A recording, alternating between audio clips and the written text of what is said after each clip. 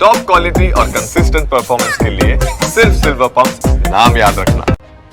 નમસ્કાર, સમાચાર સાથે હું હિના। સમાચારની શરૂઆત નર્મદામાંથી કરવી છે કે જ્યાંથી સારા સમાચાર સામે આવ્યા છે। સરદાર સરોવર ડેમની સપાટી વધીને 133.02 મીટરે પહોંચી। બપોરે 3 કલાકે છોડાશે 4.36 લાખ ક્યુસેક પાણી। નર્મદા, ભરૂચ અને વડોદરાના ગામોને એલર્ટ કરાયા। ડેમમાં 81.37% પાણી સંગ્રહ થતા એલર્ટ અપાયું। 24 કલાકમાં 2.44 મીટર વધી પાણીની સપાટી। હાલ નર્મદા ડેમમાં 7690 MCM જેટલા પાણીનો સંગ્રહ છે। અમારા સંવાદદાતા વિશાલ પાઠક વધુ વિગતે વાત કરવા જોડાયા છે। વિશાલ, પૂરી અપડેટ।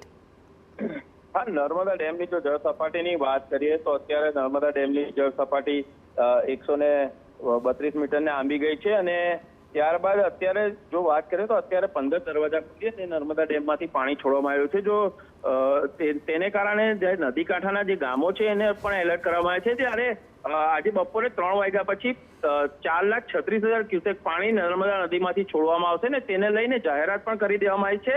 અને જે નાગરિકો છે, જે નદી કાંઠામાં રહેતા જે લોકો છે, જે ચાણોદ જેવા, સિનોર જેવા જે ગામો છે, એ ગામોને પણ એલર્ટ મોડ પર મૂકી દેવામાં આવે છે।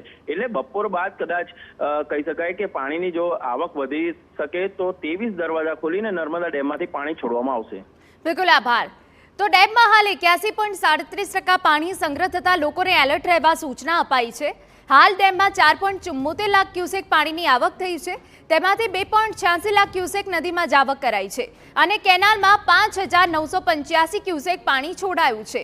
નર્મદા નિગમે સવારે 8 કલાકથી ડેમના 15 દરવાજા 2.75 મીટર ખોલીને પાણી છોડ્યું।